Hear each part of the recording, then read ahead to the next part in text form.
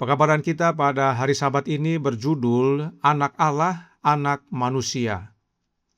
Pelajaran mengacu pada Ibrani pasal 2 yang secara khusus menyatakan alamiah Yesus, yaitu alamiah kemanusiaannya.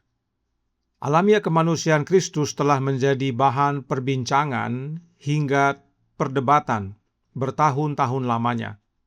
Ada yang bertanya, kemanusiaan yang mana yang Yesus miliki? Apakah kemanusiaan sebelum jatuh dalam dosa atau sesudah jatuh dalam dosa? Serta pertanyaan-pertanyaan lainnya.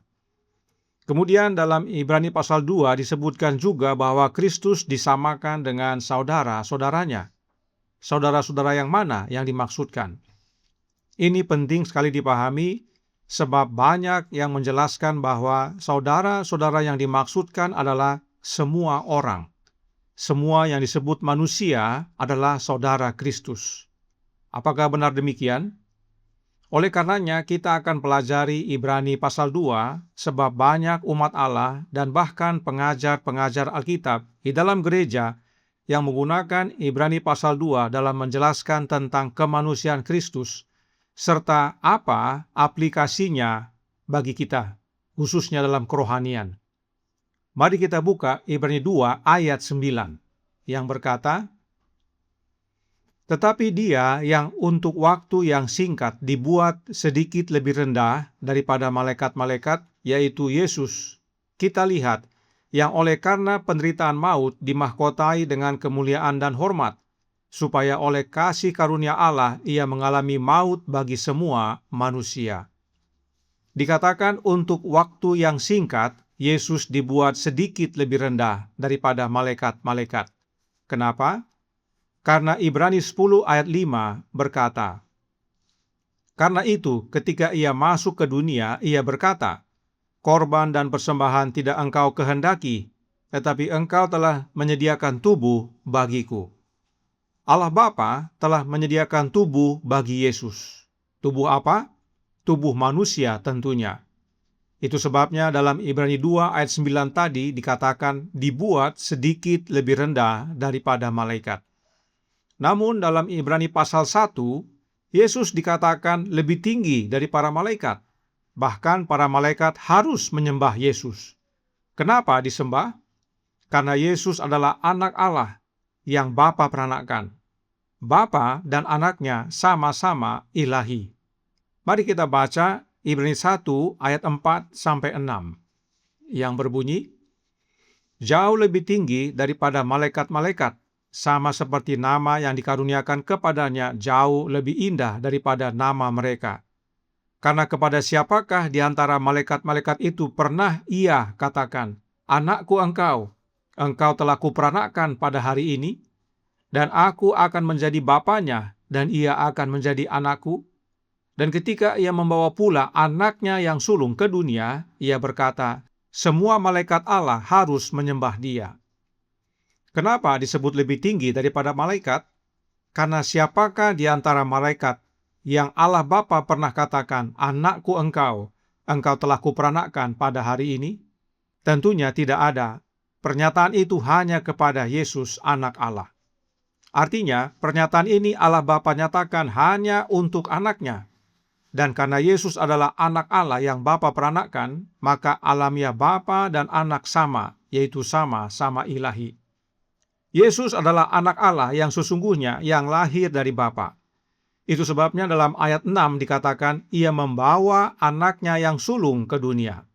Artinya, Allah Bapa sudah punya anak terlebih dahulu, dan anak itulah yang Bapa bawa ke dunia ini. Jadi, Yesus lebih tinggi dari para malaikat karena Dia benar-benar anak Allah, yang benar-benar lahir dari Bapa. Itu sebabnya Dia benar-benar ilahi. Tetapi, dalam Ibrani pasal 2 yang dinyatakan lebih rendah daripada malaikat untuk tujuan penyelesaian rencana keselamatan, yaitu agar mengalami maut. Kita baca kembali Ibrani 2 ayat 9. Di sana dikatakan, sedikit lebih rendah daripada malaikat-malaikat, supaya oleh kasih karunia Allah Ia mengalami maut bagi semua manusia. Yesus tidak dapat mengalami maut jika dia tidak menerima tubuh manusia. Yesus harus menjadi manusia agar dapat mengalami maut. Jadi, Yesus benar-benar ilahi sebagaimana Ibrani pasal 1 nyatakan, dan Yesus juga benar-benar manusia sebagaimana Ibrani 2 jelaskan. Ini penting kita ingat dan pahami, sebab seringkali tidak diperhatikan. Karenanya, bagaimana caranya Yesus menerima tubuh manusia dan menjadi manusia? Melalui kelahiran. Itu sebabnya Paulus berkata dalam Galatia 4 ayat 4, yang berbunyi, "Tetapi setelah genap waktunya, maka Allah mengutus anaknya yang lahir dari seorang perempuan dan takluk kepada hukum Taurat." Kembali firman Tuhan berkata, Allah mengutus anaknya. Artinya, Allah harus punya anak terlebih dahulu, baru diutus. Dan cara untuk anak Allah menerima tubuh manusia yang Bapa sediakan adalah dengan lahir dari seorang perempuan manusia. Jadi, Yesus benar-benar manusia, bukan manusia metafora, karena Yesus benar-benar lahir dari perempuan. Yesus adalah benar-benar anak manusia, sebab benar-benar lahir dari manusia. Karenanya kita perlu ingat, Yesus benar-benar ilahi, karena Yesus benar-benar anak Allah, yang benar-benar lahir dari Bapa. Dan Yesus benar-benar manusia, karena Yesus benar-benar anak manusia, yang benar-benar lahir dari perempuan. Inilah kebenaran yang Alkitab ajarkan tentang anak Allah, anak manusia. Di dalam Alkitab tidak ada ajaran tentang anak Allah yang metafora, baik secara tersirat maupun tersurat. Ajaran tentang anak Allah metafora berasal dari manusia dan sudah diadopsi oleh gereja Advent yang sekarang ini. Nah, khusus dalam pekabaran ini yang kita pelajari adalah tentang kemanusiaan Kristus.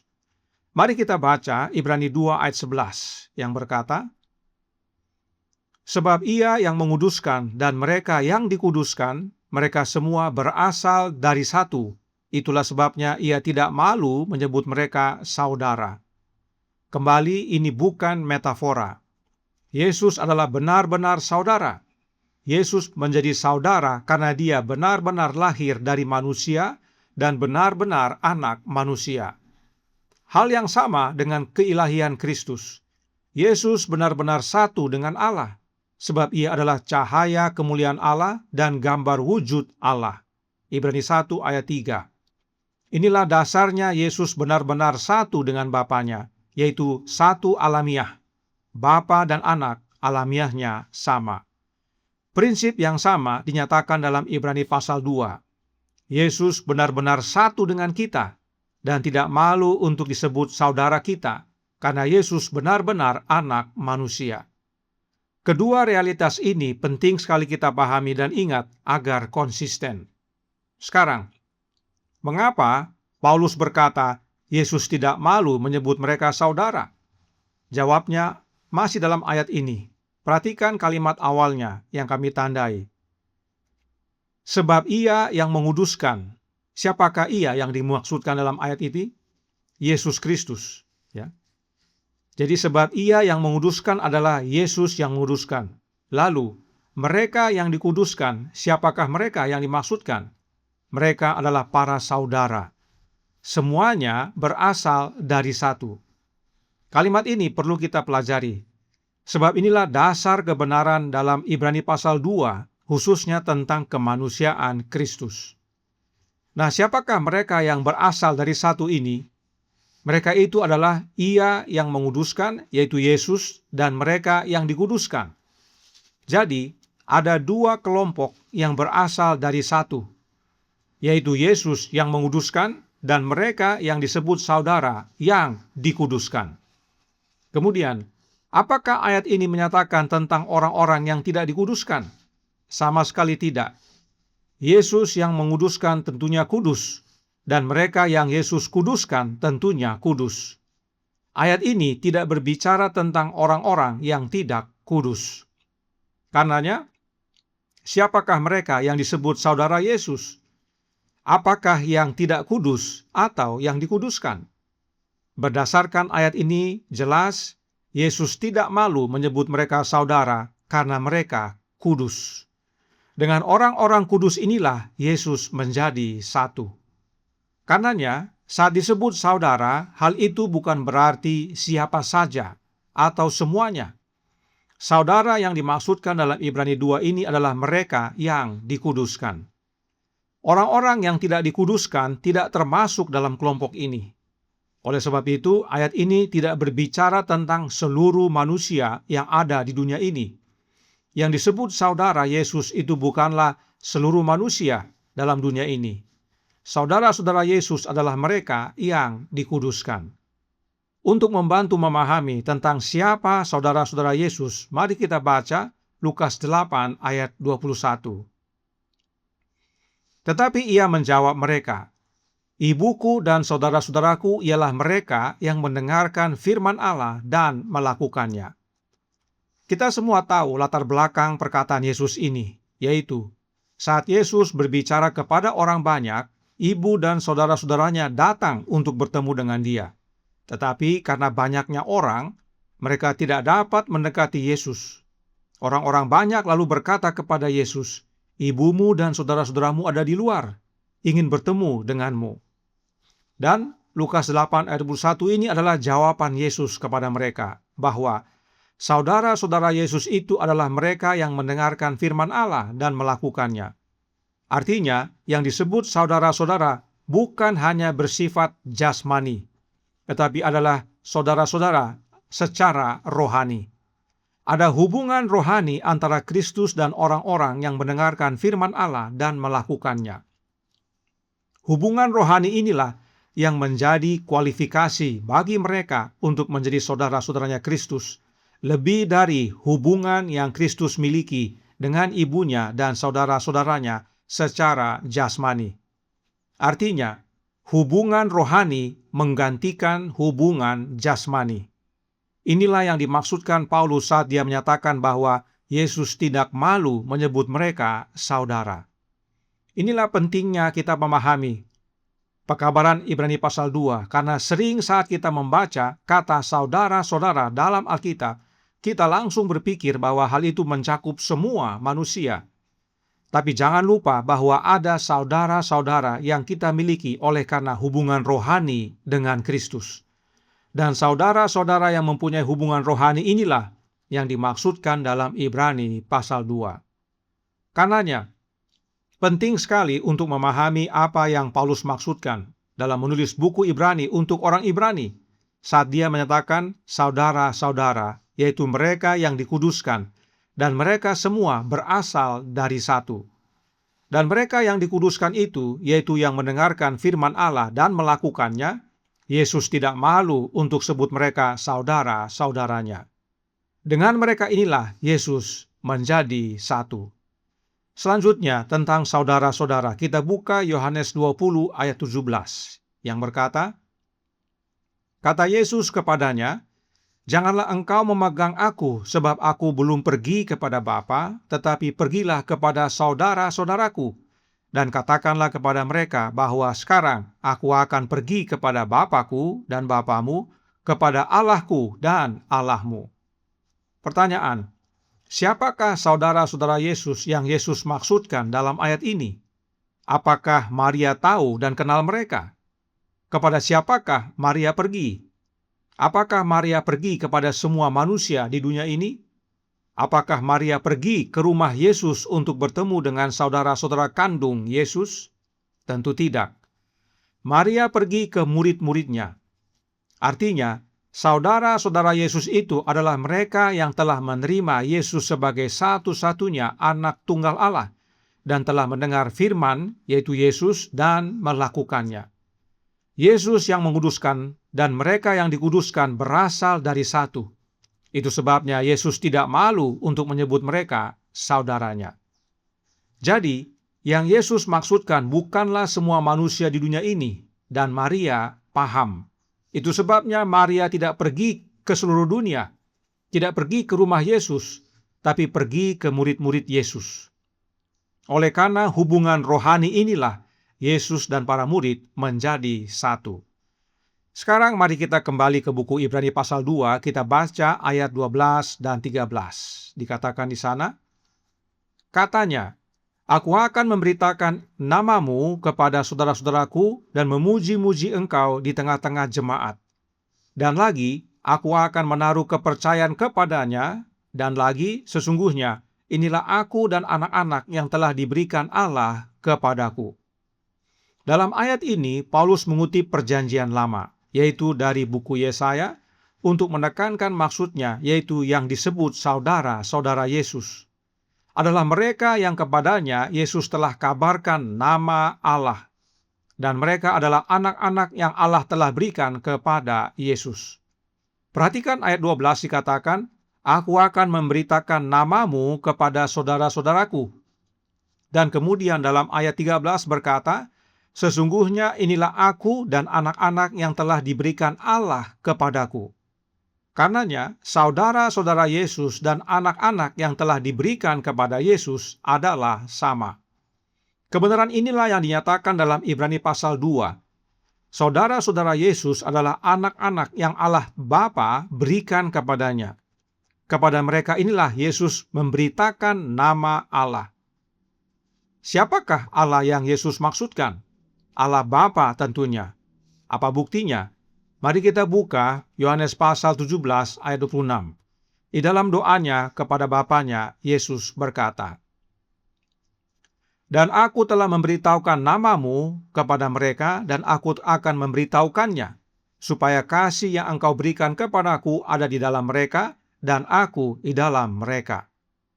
Jadi Allah yang dimaksudkan Yesus adalah Bapa. Sebab dalam doanya kepada Bapanya, Yesus berkata, "Aku telah memberitahukan namamu." Pernyataan inilah Paulus kumandangkan kembali dalam Ibrani pasal 2. Yesus memberitakan nama Bapanya kepada para murid-muridnya. Tentang nama ini, Yesus bukan mengajari para murid untuk menyebut nama Bapanya atau menggunakan nama Bapanya.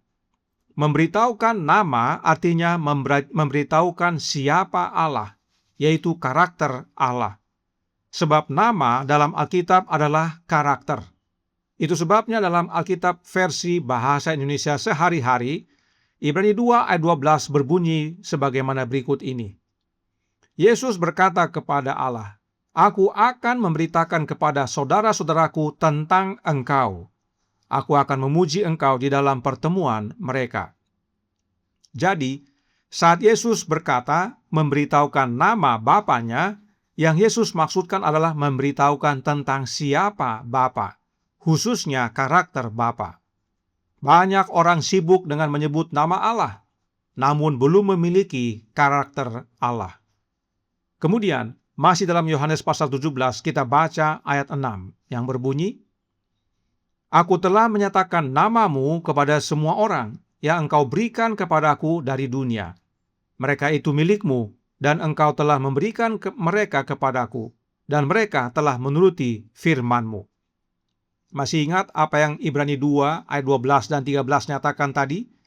Di sana Paulus tuliskan perkataan Yesus, "Aku telah memberitakan namamu kepada saudara-saudaraku, dan inilah aku dan anak-anak yang telah diberikan Allah kepadaku." Perhatikan, pernyataan yang serupa Yesus telah sampaikan kepada Bapanya di dalam doanya ini.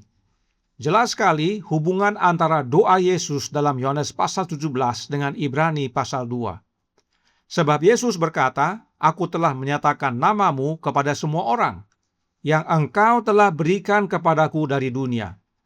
Hal ini sama dengan yang dalam Ibrani 2 ayat 13, di mana Yesus berkata, "Aku dan anak-anak yang telah engkau berikan kepadaku."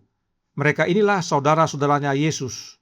Kepada mereka inilah Yesus telah memberitakan nama Bapanya, yaitu tentang siapa Allah, khususnya karakternya Bapa. Yesus tidak malu menyebut mereka-mereka ini sebagai saudaranya, sebab Yesus telah dibuat menjadi serupa dengan mereka. Sebab itu mereka ini berbeda. Apakah bedanya? Kita baca Yohanes 17 ayat 9 yang berbunyi, "Aku berdoa untuk mereka, bukan untuk dunia aku berdoa, tetapi untuk mereka, yang telah engkau berikan kepadaku, sebab mereka adalah milik-Mu. Siapakah mereka yang Yesus maksudkan? Saudara-saudaranya, yaitu anak-anak yang Allah telah berikan kepadanya. Lalu Yesus berkata, "Aku tidak berdoa untuk dunia." Dalam doa Yesus ini nyata dan jelas ada dua kelompok orang. Pertama adalah orang dunia, dan Yesus tidak berdoa untuk mereka. Dan kelompok yang kedua adalah mereka yang Yesus sebut saudara-saudaranya, yaitu mereka yang Allah Bapa telah berikan kepada Yesus. Mereka yang Yesus telah beritakan nama Bapanya.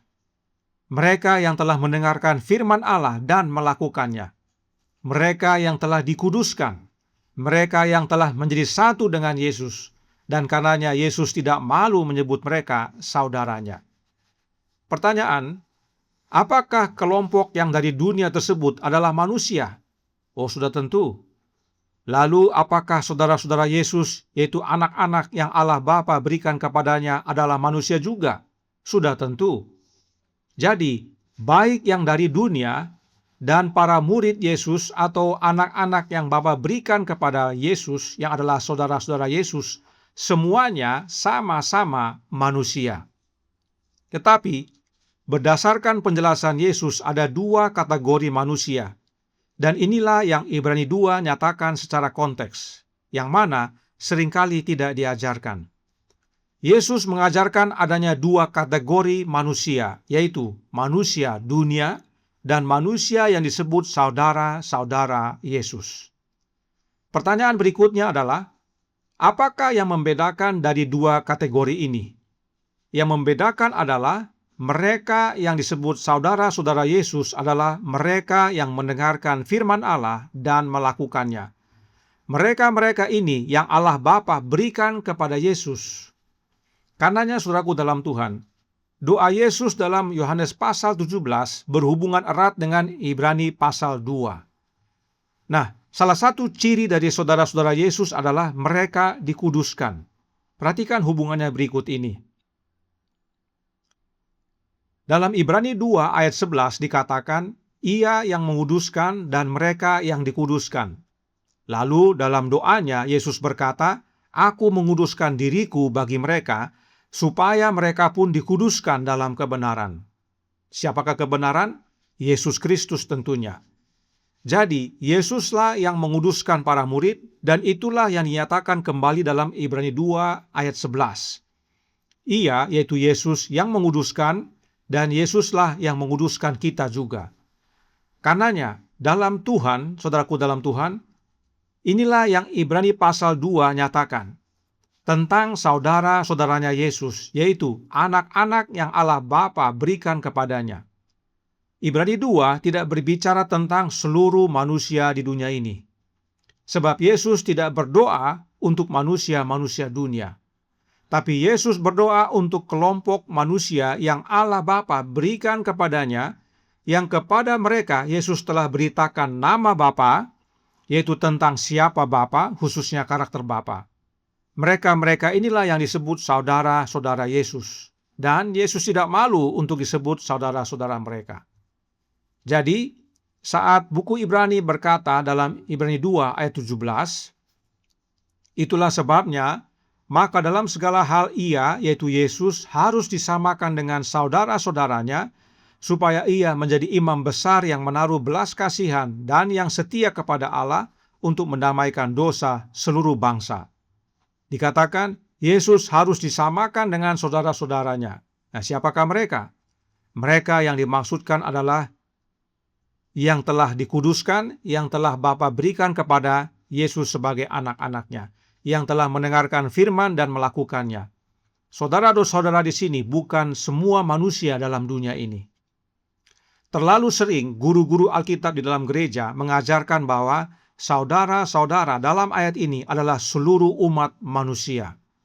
Mohon maaf, hal itu keluar dari konteks, yang mana menuntun kepada kesalahan konteks berikutnya tentang alamiah kemanusiaan Yesus Kristus, yaitu di mana banyak guru-guru Alkitab dalam gereja mengajarkan bahwa alamiah manusia Yesus sama dengan seluruh manusia di dunia ini. Upaya guru-guru tersebut adalah untuk menyatakan kepada umat bahwa dalam segala hal Kristus sama dengan seluruh manusia di dunia ini. Hal ini tidak alkitabiah. Hal ini tidak selaras dengan doa Yesus. Sebab Yesus sendiri menjelaskan bahwa hubungan rohani menggantikan hubungan jasmani. Sebagaimana kita sudah lihat tentang ibu dan saudara-saudaranya. Saudara-saudara yang sejati adalah mereka yang mendengar firman Allah dan melakukannya. Karenanya hubungan rohani dengan Yesus lebih utama daripada hubungan jasmani dengan orang tua kita dan adik kakak kita. Dengan jelas, Yesus menyatakan adanya dua kategori manusia.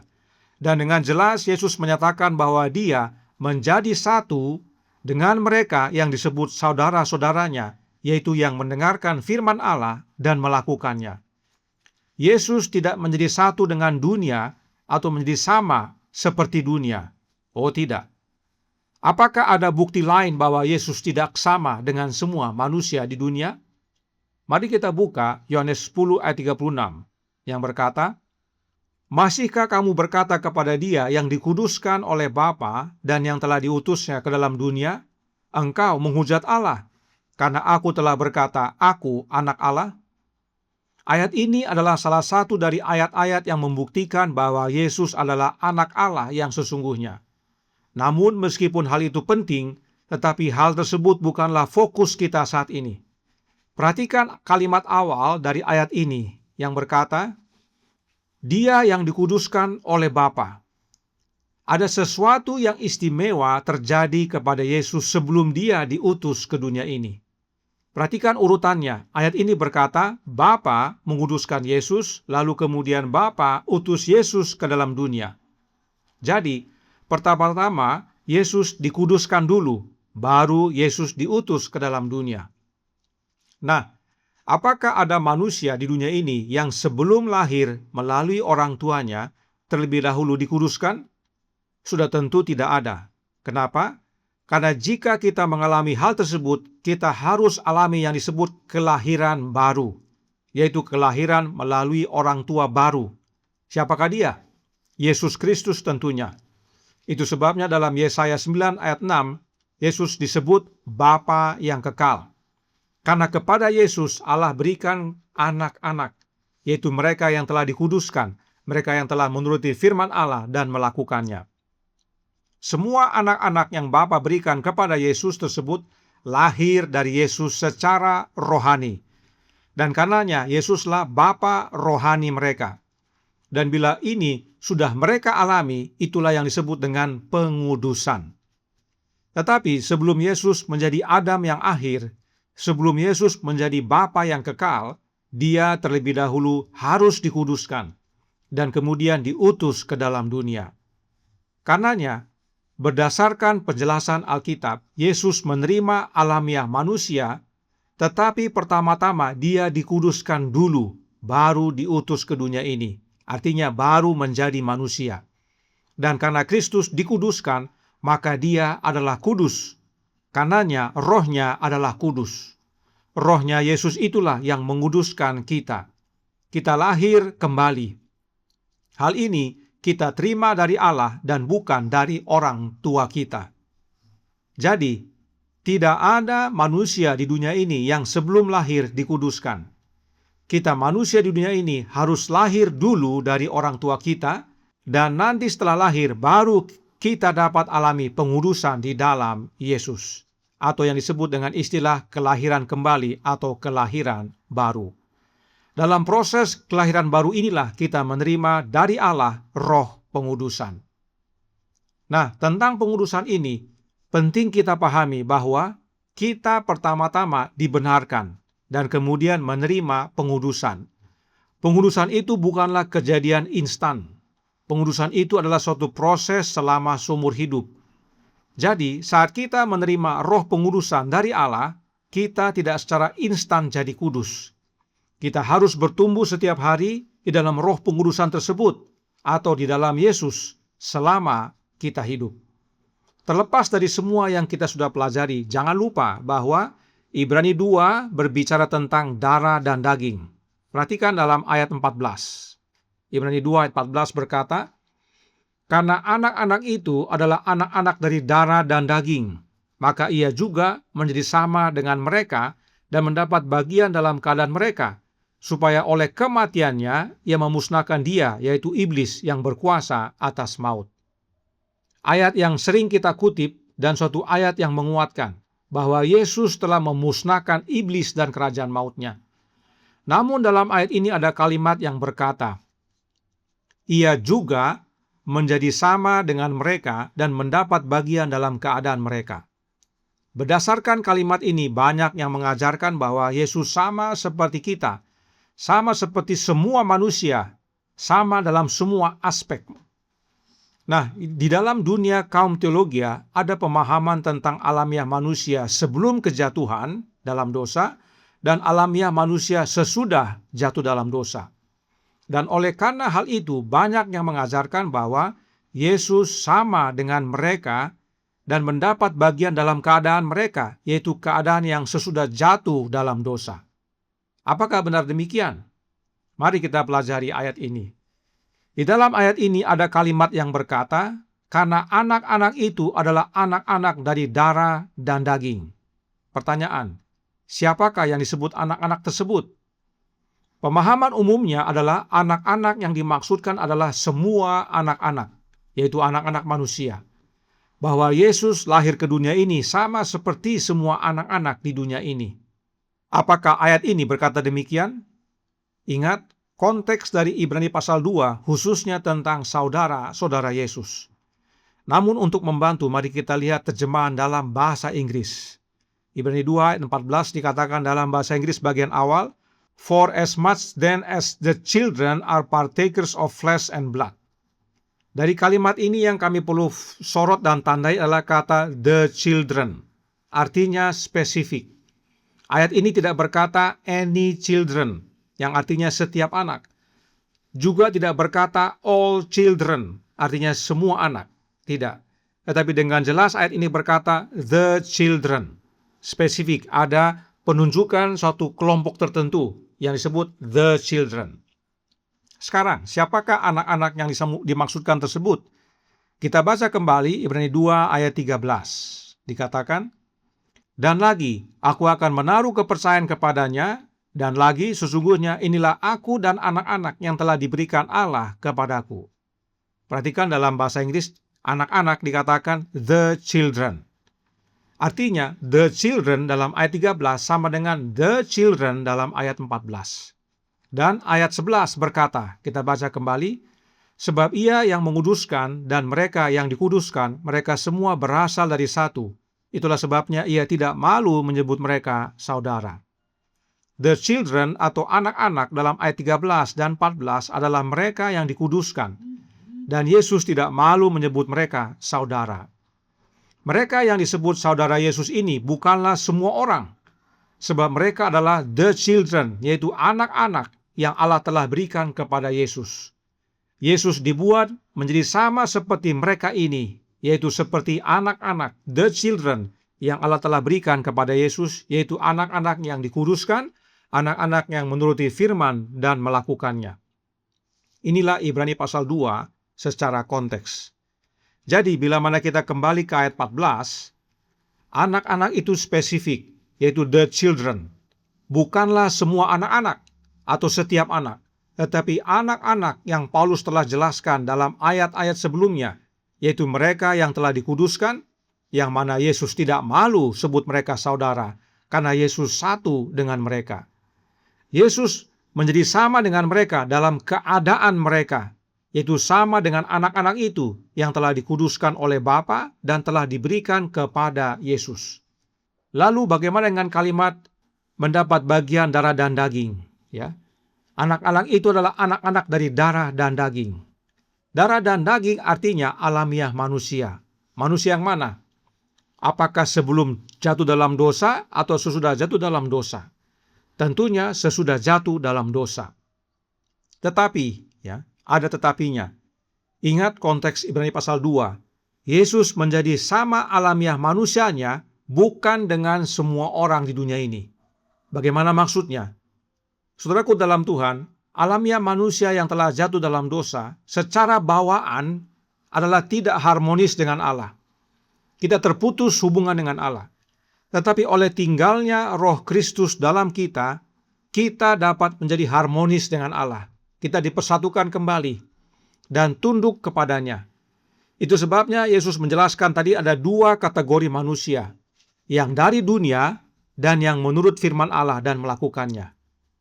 Yang dari dunia tidak mengalami kelahiran kembali dan tidak kudus, tetapi yang melakukan firman Allah dan melakukannya mengalami kelahiran kembali di dalam Yesus dan menjadi kudus. Yang kudus inilah yang Allah berikan kepada Yesus. Jadi, berdasarkan Ibrani 2 ayat 14 dan konteks dari Ibrani pasal 2, maka Yesus menjadi sama dengan mereka yang telah dilahirkan kembali. Inilah perbedaan yang mencolok. Yesus tidak sama dengan alamiah semua manusia di dunia ini. Tidak. Tetapi Yesus sama dengan alamiah manusia yang telah dilahirkan kembali. Untuk membantu pemahaman ini, mari kita buka Roma 8 ayat 3. Dikatakan, sebab apa yang tidak mungkin dilakukan hukum Taurat karena tak berdaya oleh daging telah dilakukan oleh Allah dengan jalan mengutus anaknya sendiri dalam daging, yang serupa dengan daging yang dikuasai dosa karena dosa. Ia telah menjatuhkan hukuman atas dosa di dalam daging. Untuk membantu, berikut kita buat bagannya. Jadi ada dua kategori alamiah manusia, yaitu sebelum jatuh dalam dosa, yaitu yang sebelah kiri warna biru, alamiah manusia sebelum kejatuhan Adam, dan alamiah manusia sesudah kejatuhan Adam, yang sebelah kanan warna coklat. Kemudian, yang warna coklat ini ada dua bagian lagi. Alamiah manusia yang sudah jatuh dalam dosa tersebut terdiri dari dua kategori juga, yaitu alamiah manusia yang sudah jatuh dalam dosa tapi belum mengalami kelahiran kembali, dan alamiah manusia yang sudah jatuh dalam dosa tetapi sudah mengalami kelahiran kembali. Atau dalam istilah lainnya, menjadi ciptaan baru. Nah, bila mana kita kembali ke Roma 8 ayat 3, berdasarkan ayat ini dengan jelas menyatakan bahwa masalah kita bukan sebelum kejatuhan, tetapi sesudah kejatuhan. Alamiah manusia kita dikuasai dosa, dan Allah yaitu Bapa mengutus anaknya dalam daging yang alamiahnya sesudah kejatuhan. Tetapi bukan dalam kondisi belum dilahirkan kembali, namun dalam kondisi yang sudah dilahirkan kembali. Inilah makna ia telah menjatuhkan hukuman atas dosa dalam daging. Sebab mereka yang telah mengalami kelahiran kembali dan menjadi ciptaan baru yang menang atas dosa. Alamiah manusia Yesus serupa dengan yang ini, yaitu yang telah dilahirkan kembali atau yang telah dikuduskan. Itu sebabnya dalam Yohanes 10 ayat 36 dijelaskan bahwa sebelum Yesus lahir ke dunia ini, pertama-tama Bapa kuduskan Yesus. Baru sesudah itu Yesus diutus ke dunia ini. Inilah bukti-bukti yang terdapat dalam Alkitab. Jadi, bila kita rangkaikan ayat-ayat tersebut, maka Roma 8 ayat 3 berkata bahwa Allah Bapa mengutus anaknya dalam daging, yaitu yang serupa dengan daging yang dikuasai dosa karena dosa, yaitu alamiah yang telah jatuh. Itu sebabnya Ibrani 2 ayat 14 nyatakan Yesus menjadi sama dengan anak-anak itu yang adalah darah dan daging. Sebab darah dan daging inilah daging yang dikuasai dosa karena dosa. Tetapi sebagaimana Ibrani 2 ayat 11 jelaskan, anak-anak yang dimaksudkan adalah anak-anak yang telah dikuduskan, yaitu yang telah dilahirkan kembali. Jadi Yesus menjadi serupa dalam daging dengan mereka yang telah dilahirkan kembali. Itu sebabnya Yohanes 10 ayat 36 menjelaskan bahwa sebelum Yesus lahir ke dunia ini, pertama-tama Bapa kuduskan dia. Lalu dia utus anaknya. Berikut ilustrasinya. Adam sebelum jatuh ke dalam dosa berada di sebuah perahu. Di dalam perahu. Aman. Tetapi Adam akhirnya jatuh dalam dosa, dan karenanya dia keluar dari perahu dan jatuh ke dalam air, mau tenggelam, mau binasa. Dalam kondisi yang tenggelam ini, manusia tentunya membutuhkan juru selamat untuk membawa manusia kembali ke dalam perahu. Oleh karena kondisi ini, Allah mengutus anaknya untuk selamatkan manusia. Sebab manusia dalam kondisi tidak ada harapan, manusia tenggelam, manusia binasa. Lalu datang manusia menjelaskan bahwa Yesus datang ke dalam dunia ini dalam kondisi yang sama dengan kita, yaitu kondisi sedang tenggelam. Sebab banyak yang memahami bahwa Yesus harus sama dengan kondisi kita dan memiliki fasilitas yang sama dengan kita, lalu memberikan contoh bagaimana caranya untuk selamat. Bagi banyak orang, Yesus jadi contoh. Juru selamat hanya memberikan contoh, yaitu contoh untuk bisa selamat. Sehingga setelah melihat contoh yang Yesus berikan, lalu manusia ikut dan lakukan. Inilah pemahaman umumnya dalam gereja, dan ini pemahaman yang tragis. Saudaraku dalam Tuhan, Yesus datang bukan untuk berikan contoh bagaimana caranya untuk selamat, tapi Yesus itu sendiri sang juru selamat yang menyelamatkan. Sebab kalaupun Yesus terjun ke dalam air untuk selamatkan kita, tapi dia memiliki tali penyelamat yang menghubungkan dia ke perahu yang adalah Allah. Itulah sebabnya sebelum Yesus datang ke dunia ini, Bapa kuduskan dia. Inilah wujud dari tali atau pelampung penyelamat itu. Suatu tali yang mengikat Yesus tetap berhubungan dengan Bapanya, sehingga dia dapat turun untuk selamatkan kita. Yesus bukan datang ke dunia ini lalu tunjukkan kepada kita bagaimana caranya berenang, lalu suruh kita berenang kembali ke perahu. Sebab katanya, kalau Yesus bisa lakukan, berarti kita juga bisa lakukan. Ini bukan Injil, saudaraku dalam Tuhan. Tapi inilah yang banyak umat Allah pahami. Injil jiplak, yaitu diselamatkan dengan cara menjiplak apa yang Yesus lakukan. Yesus bukan datang untuk memberikan contoh atau ilustrasi bagaimana caranya untuk selamat. Bukan. Yesus datang dengan sesuatu yang telah hilang dari kita. Sesuatu yang kita tidak punya. Itu sebabnya Yesus undang kita datang kepadanya, karena Yesus punya tali keselamatan. Mungkin ada umat yang berkata, kalau begitu tidak adil. Masakan Yesus yang datang sebagai manusia mempunyai sesuatu yang kita tidak punya?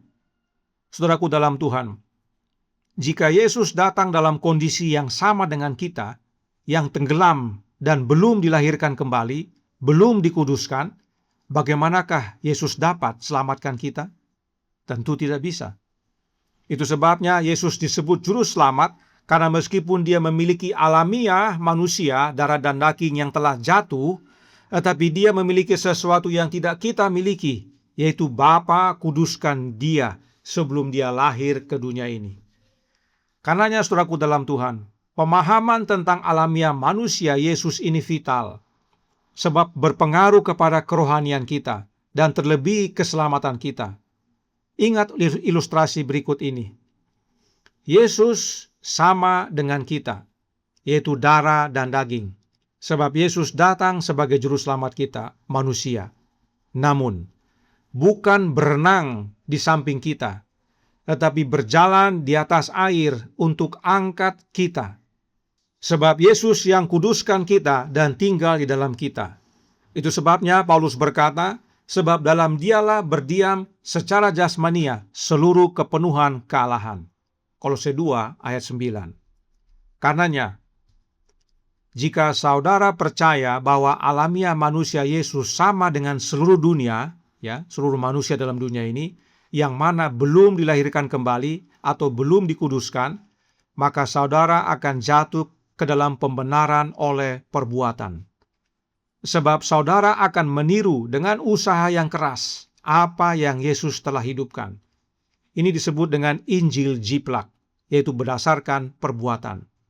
Tetapi, jika saudara percaya bahwa alamiah manusia Yesus sama dengan saudara-saudaranya yang mendengarkan firman Allah dan melakukannya, saudara-saudaranya yang telah dikuduskan, yaitu yang sudah dilahirkan kembali, maka saudara akan menerima Yesus sebagai juru selamat dan mengizinkan Roh-Nya oleh iman untuk bekerja di dalam hati kita semua. Dan inilah pembenaran oleh iman. Perbuatan Kristuslah yang menyelamatkan kita, sebab dialah sang juru selamat. Sekarang mari kita kembali ke Ibrani pasal 2 dan kita baca ayat 16. Sebab sesungguhnya bukan malaikat-malaikat yang ia kasihani, tetapi keturunan Abraham yang ia kasihani. Ayat yang familiar kita dengar. Berdasarkan ayat ini seringkali kita langsung mengartikan bahwa keturunan Abraham itu adalah seluruh umat manusia. Padahal seharusnya kita bertanya, siapakah yang disebut keturunan Abraham? Jawabnya terdapat dalam Roma 9 ayat 6-8. Dikatakan, akan tetapi firman Allah tidak mungkin gagal, sebab tidak semua orang yang berasal dari Israel adalah orang Israel, dan juga tidak semua yang terhitung keturunan Abraham adalah anak Abraham, tetapi yang berasal dari Ishak yang akan disebut keturunanmu. Artinya, bukan anak-anak menurut daging adalah anak-anak Allah, tetapi anak-anak perjanjian yang disebut keturunan yang benar. Singkatnya, tidak semua yang disebut keturunan Abraham adalah anak Abraham. Paulus berkata, tidak semua yang terhitung keturunan Abraham adalah anak Abraham, tetapi yang berasal dari Ishak yang akan disebut keturunanmu. Artinya, keturunan Abraham itu dinyatakan dalam Ishak. Saudaraku dalam Tuhan, ingat kembali kisah tentang Ishak. Ishak adalah anak perjanjian. Ishak adalah keturunan Abraham dan kelahirannya adalah ajaib. Itu sebabnya kelahiran Ishak adalah lambang dari kelahiran Kristus. Kenapa? Karena Ishak lahir bukan karena kehendak daging, tapi oleh karena tindakan supranatural. Lahir dari perempuan yang mati haid, layu, dan mandul. Demikian juga dengan Yesus, lahir bukan karena kehendak daging, tetapi secara supranatural, oleh karena pekerjaan Roh Allah, lahir dari perempuan perawan. Jadi saat dikatakan Kristus mengasihani keturunan Abraham, atau dalam bahasa Inggris dikatakan mengambil keturunan Abraham, yang dimaksudkan Paulus adalah keturunan seperti Ishak, yang lahir karena tindakan supranatural dan bukan atas kehendak daging. Dalam Galatia 3 ayat 29, Paulus menekankan tentang keturunan Abraham ini. Dikatakan, dan jikalau kamu adalah milik Kristus, maka kamu juga adalah keturunan Abraham dan berhak menerima janji Allah. Keturunan Abraham bukan berarti lahir secara jasmaniah dari Abraham, tetapi keturunan berdasarkan penerimaan janji Allah. Kristus menjadi keturunan Abraham bukan secara jasmaniah, tetapi karena janji, sama seperti Ishak yang adalah anak perjanjian. Sebab untuk menjadi keturunan Abraham, sebagaimana dalam Roma 9 tadi, bukan harus secara jasmaniah, tetapi melalui Ishak, yaitu anak perjanjian yang lahir secara supranatural. Karenanya, kita pun dapat menjadi keturunan Abraham di dalam Kristus, yang adalah anak perjanjian. Kembali, ada dua kategori anak atau dua kategori manusia. Yang satu dari dunia, yang belum lahir kembali, yang satu lagi berasal dari Allah, sebab merekalah anak-anak Allah yang Bapa berikan kepada Yesus, karena mereka sudah lahir kembali, atau sudah dikuduskan. Kedua kategori ini adalah manusia, punya darah dan daging. Keduanya punya alamiah manusia yang sudah jatuh, tapi ada bedanya, dan kita sudah lihat perbedaannya. Tapi mari kita baca yang Yesus jelaskan kepada Nikodemus berikut ini, dalam Yohanes 3 ayat 6 dan 7. Apa yang dilahirkan dari daging adalah daging, dan apa yang dilahirkan dari roh adalah roh. Janganlah engkau heran, karena aku berkata kepadamu, kamu harus dilahirkan kembali. Ayat 6 dan 7 menyatakan manusia yang sama, tapi ayat 6 menyatakan tentang kelahiran kita yang pertama kali, yaitu dari orang tua jasmani kita. Dan ayat 7 adalah kelahiran kedua kita, atau kelahiran kembali, yaitu lahir dari roh. Inilah perbedaan dari dua kategori manusia tersebut. Yang satu hanya lahir dari daging, tapi tidak alami kelahiran kembali. Yang kedua lahir dari daging, tapi kemudian mengalami kelahiran kembali. Karenanya Paulus berkata dalam Roma 8 ayat 8, mereka yang hidup dalam daging tidak mungkin berkenan kepada Allah. Inilah manusia dunia. Yesus tidak berdoa untuk manusia dunia. Yesus tidak berdoa untuk manusia yang seperti ini. Kemudian dalam ayat 14, dalam pasal yang sama, Paulus berkata, Semua orang yang dipimpin Roh Allah adalah anak Allah. Dipimpin oleh Roh Allah artinya lahir dari Roh, kelahiran kembali. Kita tidak hanya lahir dari daging, tapi alami kelahiran kembali, yaitu lahir dari Roh. Inilah yang Yesus sampaikan kepada Nikodemus, bahwa dengan lahir sebagai keturunan Abraham tidaklah cukup, tetapi Nikodemus perlu lahir kembali dari Roh agar dia selamat. Jadi, lahir secara daging tidak cukup, kita perlu lahir dari Roh. Nah, yang menjadi pertanyaan adalah, apakah Yesus telah alami keduanya? Yaitu lahir secara daging dan lahir secara roh. Secara daging sudah pasti, karena Yesus memiliki darah dan daging. Tapi mari kita baca ayat berikut ini untuk lebih jelasnya. Lukas 1 ayat 35. Jawab malaikat itu kepadanya, Roh Kudus akan turun atasmu, dan kuasa Allah yang Maha Tinggi, siapa dia? Bapa, akan menaungi engkau. Sebab itu anak yang akan kau lahirkan itu akan disebut kudus, anak Allah. Yesus bukan hanya lahir secara daging, tetapi lahir dari roh juga, yaitu kelahiran ajaib supranatural. Yesus dikuduskan Bapa sebelum diutus ke dunia ini. Jadi, waktu Yesus lahir sebagai manusia, pada waktu yang sama, Yesus lahir dari Bapanya. Itulah wujud kesatuannya dengan Bapa. Itulah wujud dari pengudusannya. Itu sebabnya Yesus disebut kudus. Dan pada waktu disebut lahir dari Bapanya, itu adalah pekerjaan roh Bapa. Sehingga pada waktu itulah Bapa memberikan kepada Yesus tubuh, yaitu tubuh manusia. Kita semua keturunan Abraham lahir bukan cara yang demikian. Tapi kita dapat mengalaminya. Kita bisa lahir dari roh. Jadi, kelahiran Yesus adalah gambaran kelahiran pertama, yaitu dari daging, dan kelahiran kedua, yaitu kelahiran kembali dari roh. Inilah yang membuat Yesus dalam posisi yang menguntungkan. Apakah kita bisa memiliki posisi yang sama? Tentu bisa, yaitu dengan mengalami kelahiran kembali dari roh. Kita mempunyai posisi yang menguntungkan dibandingkan dengan mereka yang tidak mau lahir kembali. Sebab mereka yang lahir dari roh menjadi anak-anak Allah, sementara mereka yang tidak lahir dari roh tidak berkenan kepada Allah. Melalui kelahiran roh ini, kita dapat memiliki sesuatu yang kita tidak miliki sebelumnya. Dan kelahiran roh ini bukanlah seperti kelahiran daging, tetapi suatu kelahiran yang supranatural, yaitu oleh iman. Sebagai penutup, kita baca Ibrani 2 ayat 17 dan 18. Itulah sebabnya, maka dalam segala hal ia harus disamakan dengan saudara-saudaranya, supaya ia menjadi imam besar yang menaruh belas kasihan dan yang setia kepada Allah untuk mendamaikan dosa seluruh bangsa. Sebab oleh karena ia sendiri telah menderita karena pencobaan, maka ia dapat menolong mereka yang dicobai. Pertolongan yang Allah berikan kepada kita, yang Bapa sediakan bagi kita adalah dengan Kristus disamakan dalam segala hal dengan saudara-saudaranya. Dan saudara-saudara yang dimaksudkan adalah mereka yang telah dikuduskan, mereka yang telah diberikan Allah kepada Yesus, yaitu mereka yang kepadanya Yesus beritakan nama Bapanya. Untuk mereka inilah Yesus berdoa kepada Bapanya.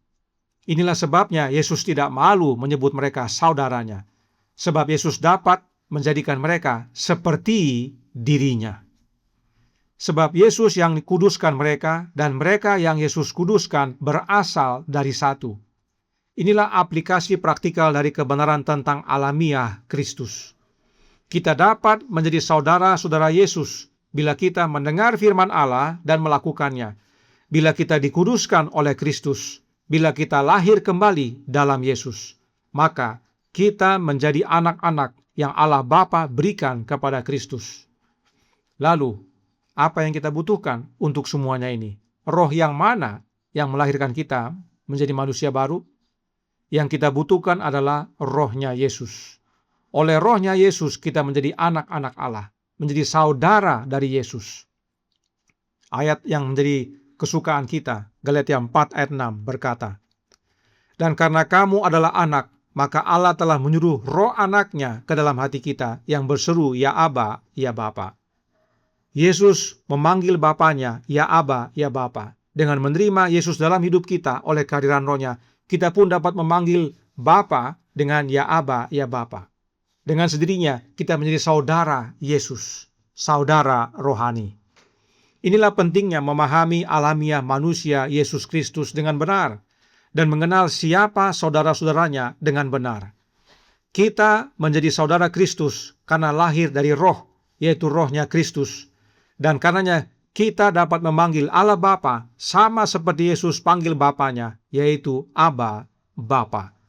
Kita pun sama seperti Yesus menjadi anak Allah, anak manusia, yaitu oleh menerima rohnya. Kiranya ini menjadi pertobatan bagi kita semua. Sebab Yesus datang segera. Yang Yesus jemput, yang berkenan kepada Bapa adalah anak Allah, anak manusia. Yaitu anak manusia yang telah dilahirkan kembali, yang telah dikuduskan, yang mendengarkan firman dan melakukannya. Tuhan memberkati, saya bawa dalam nama Yesus. Amin. Mari kita berdoa. Bapa kami yang di sorga, Allah pencipta langit dan bumi, laut dan segala isinya, Allah yang maha besar, maha kuasa, sumber segalanya, yang kami sembah selalu melalui anak-Mu yang tunggal, Yesus Kristus. Terima kasih atas pekabaran vital pada pagi hari ini. Memahami alamiah kemanusiaan Yesus penting bagi keselamatan kami. Sebab Yesus benar 100% manusia, darah dan daging. Tapi Dia ada beda.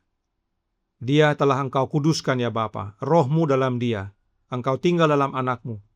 Dan inilah yang membedakan Yesus, sebab Yesuslah juru selamat kami. Dia bukan memberikan contoh, tapi Dia selamatkan kami. Pekerjaannya adalah pekerjaan menyelamatkan. Dan bila mana kami menerima roh-Nya, maka sebutan anak Allah, anak manusia menjadi bagian kami. Dan inilah syarat kami untuk dapat diselamatkan.